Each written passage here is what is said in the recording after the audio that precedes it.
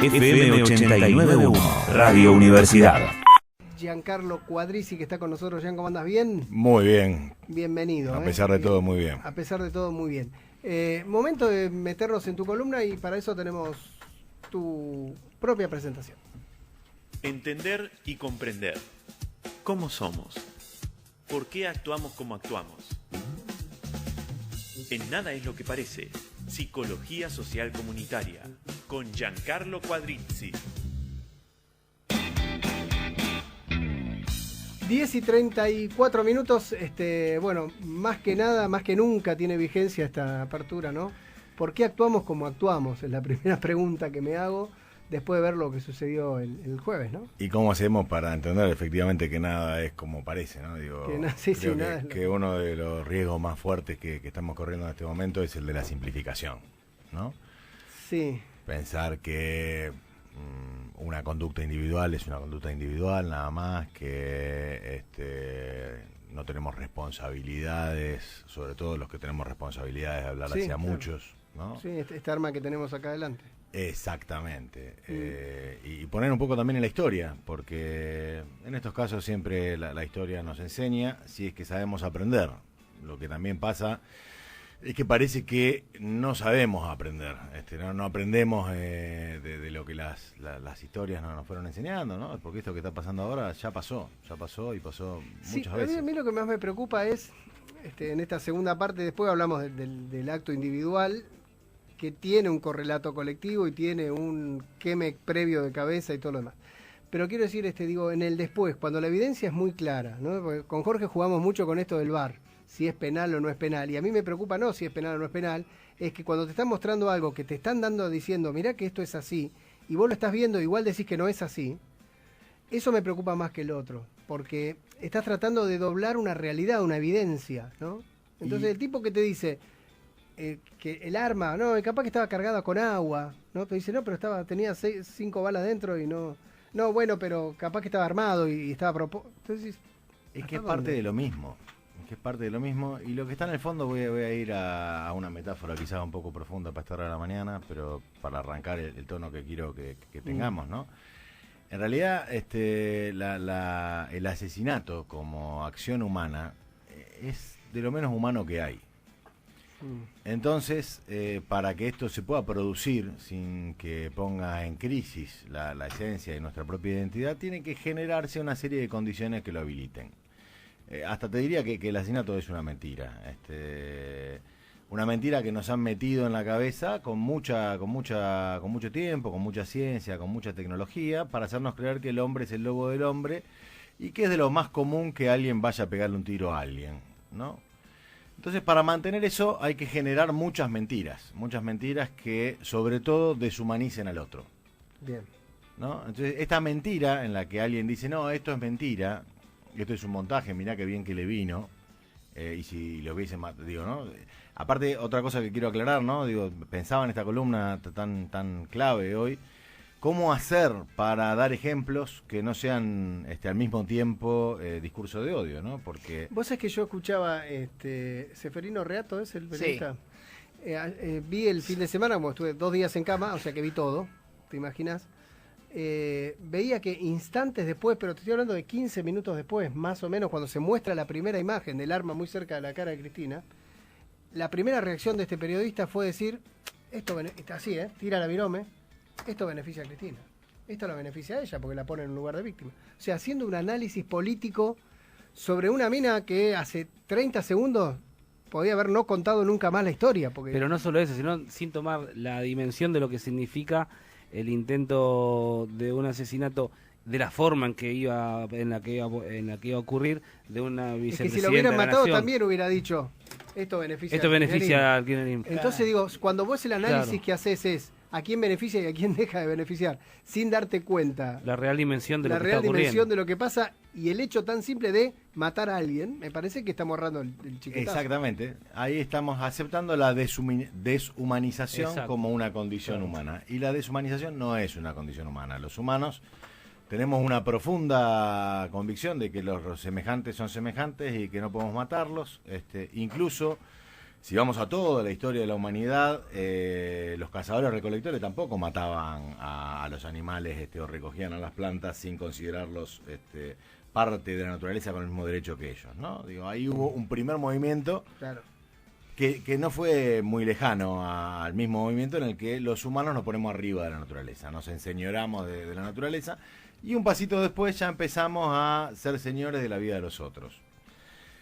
Pero esto es un proceso sociocultural de larga data, bien fuerte, que tiene sus cuestiones bien puntuales, que no quiero irme a los 10.000 años de historia que tiene esto, sino a los 4 o 5 puntos que es importante que tengamos en cuenta ante estas situaciones, porque yo por lo menos siento que nos perdemos. Que cuando hablo con alguien rápidamente puede perderse en esas posiciones como Ceferino Reato, Sí. sin ser Ceferino Reato y sin tener la responsabilidad de tener un micrófono adelante, ¿no? Yo digo, bueno, una pregunta que tomo de Julio Cortázar cuando él empezó a participar en Nicaragua y en el proceso, en distintos procesos revolucionarios, le decían que incluían parte de violencia también, ¿no? Y cuando le decían qué opinaban de la violencia, Julio decía, bueno, ante una situación de violencia, lo primero que hago es preguntarme, ¿quién la ejerció? ¿El que domina, el que tiene más poder o el que tiene menos poder? ¿El opresor o el oprimido? Esta es la primera división de aguas que hay que hacer. Cuando la violencia es, de hecho, para que la violencia sea violencia, tiene que ser ejercida por alguien que tiene más poder que la otra persona. Es decir, si yo voy a asaltarte a vos y en ese movimiento vos defendiéndote me pegás una trompada a mí y yo tenía un arma, El arma te pone a vos en la me pone a mí condición de encima tuyo violencia. porque yo te podía haber matado, vos te defendiste en todo caso. Exactamente. Okay. Si nos agarramos a los golpes y somos dos personas más o menos del mismo tamaño, Sí. de la misma condición social, condiciones que no se dan muy seguido, quizás ahí estemos hablando de agresión, no de violencia. Para que haya violencia tiene que haber alguien que tiene más poder sobre alguien que tiene menos poder. De hecho, el discurso de odio se realiza sobre grupos oprimidos. Entonces, veamos rápidamente cuáles son los grupos oprimidos. Es decir, volviendo al mismo caso, digo, en los primeros días que Cristina salía de su casa, la policía reprimió a gente que estaba llegando y por ahí tiene una valla. Pero el que tiene el poder es la policía, que tenía arma, machete, ¿no? Exactamente, y una misión institucional, ¿no? Además, ¿no? Yo digo, bueno, ¿cuáles son los grupos oprimidos? Porque cuando uno dice grupos oprimidos, dice, bueno, pero Cristina tiene plata, es abogada. Entonces, hagamos una breve reseña histórica de los grupos oprimidos en el país a partir de su acceso al voto, ¿no? Yo digo, bueno, en algún momento los pobres no accedían al voto. La mujer no accedió. Tuvo que venir la ley Sáenz Peña y mucho tiempo después tuvo que venir la Eva Perón, digamos, Sí. para decirlo en una palabra, y poner el voto femenino. Yo digo, ahí tenemos un grupo que, aunque pueda no parecerlo, sigue siendo un grupo históricamente segregado al que se le negó voto. Un poco después de Eva Perón también se le negó a las personas que querían votar a Perón, poder votar a Perón, ¿no? Sí, Entonces, claro, cuando prescribís. claramente ahí tenemos otro grupo históricamente oprimido, aunque a veces haya llegado a instancias de poder fáctico, digamos, concreto, digo, como... Bueno, pero las proscripciones, vos sabés que yo estaba escuchando también y viendo, había gente en esas marchas que hacían en algún momento diciendo hay que volver al voto calificado para que no voten nunca más al peronismo. Ahí tenemos otra vez el discurso de odio. Un grupo social poniéndose esas por marchas, sobre otros grupos sociales, diciendo qué pueden hacer y qué no pueden hacer. Pueden votar, no pueden votar, pueden vivir, no pueden vivir. Cuando un humano se sale de su lugar y empieza a querer ordenar lo que se ordena institucional o socialmente, y comete muchos errores. Entonces digo, después de decir de que no pueden votar a que no pueden vivir, no hay mucho, y lo sabemos. E insisto Lo con viví esto. también eso, en un aeropuerto, yo escuché, lo conté 1000 veces y lo vuelvo a contar, diciendo ahora cualquier negro viaja a Miami. Entonces digo, también hay ese sentido de yo pertenezco a un lugar donde no quiero que el otro pertenezca. Y el odio, claramente lo decía Jaureche, se produce no cuando uno gana derechos. Cuando uno gana derechos, se produce alegría. El odio se produce cuando se pierden privilegios. Tal cual. Para salir, digamos, para que no nos tilden de así, digo, bueno, no sé. Estoy en un momento en el que tengo algunas palabras que no sé. Bueno, bien pero cómo pasó decir. con aquel audio que trascendió, ¿se acuerdan ustedes de la mujer de Pinochet? La mujer de Piñera, quiero decir. Perdón, Perdón, Casualidad. disculpen ustedes. Empiezan igual. Empiezan igual. No sí, son tan- Piñera, no son tan pero que distintos. Piñera, la mujer de Piñera decía, esto es se nos meten por todos lados, nos tomaron acá, ya vamos a tener que dejar algunos privilegios de lado para conformarlo. Son alienígenas, dijo. Son alienígenas. Son alienígenas. Fíjate ahí como hay una deshumanización. Claro. Y eso es lo siguiente, el alienígena no es un alienígena que es bueno, que viene a iluminarnos, que viene a traernos, no. El alienígena es alguien peligroso, del que se puede decir, son ellos Son o los nosotros. alienígenas del sur esos. Son ellos o nosotros, ¿no? Bueno, eso también se dijo en estos días. Si no hacemos algo contra ellos, porque esto enseguida llama a la acción, si no hacemos algo contra ellos, nos van a llevar puestos a nosotros.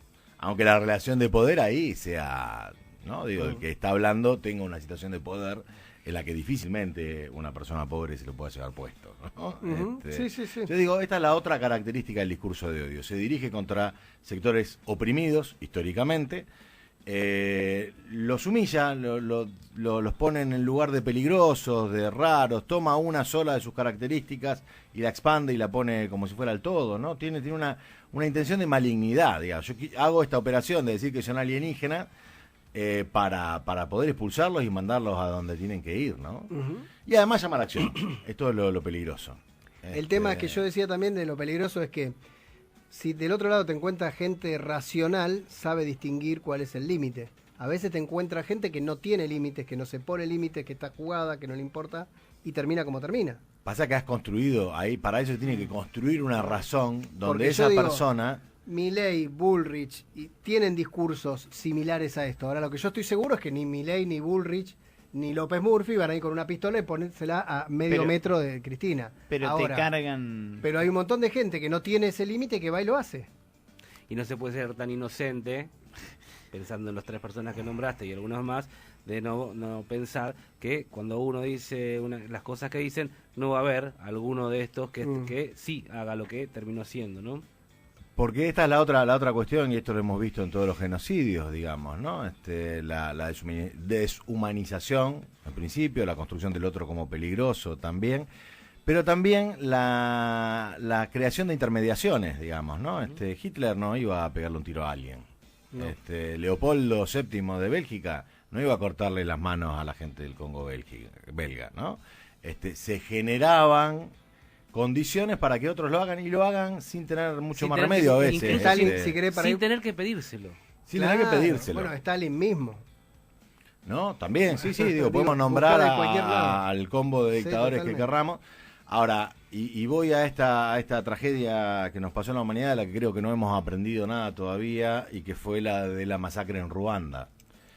¿No? Una masacre que se venía construyendo hace mucho tiempo, que venía dando alarmas, en la que Occidente no solo ignoró, sino que fogoneó la tensión entre los Tutsi, que eran un grupo privilegiado, digamos, un 15% de la población con acceso y manejo de los recursos, y los Hutu, que eran el 85% restante, el 80% porque había otras etnias también, que para reequilibrar el asunto, gracias a la intervención de Alemania, Francia, de Bélgica, toman el poder y empiezan a construir la idea de que había que matar a los Tutsi.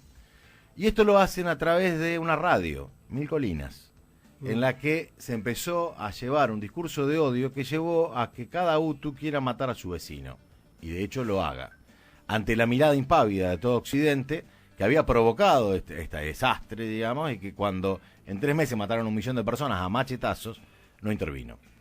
Ahora, cuando reaccionaron, nada, me parece que estamos ante una situación que es semejante en la medida en la que si dejamos que las personas que tienen poder usen ese poder para sistemáticamente identificar a grupos con menos poder, que han sido vulnerados, que han sido segregados, ponerle condiciones de negatividad, de negación, de no reconocerlos como pares, y llamar a la acción de modos más o menos sutiles, estamos complicados. Y con esto termino, digo, porque sé que el tiempo es tirano también aquí. Lo que decías al principio es clave, digo, no solo es el discurso de odio, que es la manifestación más grave, está la mentira. Bueno. Porque no vamos a poder construir a un otro maligno, excreable, al que hay que matar sin siquiera generar las condiciones mínimas, digo, ¿no? De juicio, de no sé qué.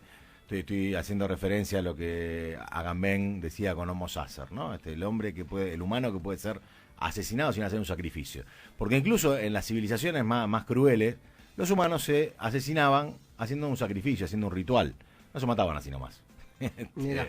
¿no? Entonces digo, esto, el monstruo de la razón nos puede llevar a esto, y para esto es fundamental que se pueda mentir sin costo, Sí, que se pueda decir... Y que muchos avalen esa mentira y doblen la apuesta, ¿no? Exacto, así Redoblen que, como bien dijiste, esto que tenemos aquí amplifica nuestra voz, nuestra palabra, puede hacer mucho bien, pero puede hacer mucho mal, y tenemos que controlar cívicamente que no se pueda mentir, que mentir sea un delito, si uno tiene el poder para hacerle creer a otros algo. Podríamos ¿no? hablar de la mentira en la próxima, Sí. digo, ¿no? Porque creo que es algo que corre de todos los tiempos. Y si querés, desde Caín y Abel, desde ahí para acá tenemos para hablar. Exactamente, Caín y Abel están en el centro, en el inicio de esta historia, Sí, señor. que podríamos retomarla. Pero 10:49, Giancarlo, un placer, gracias.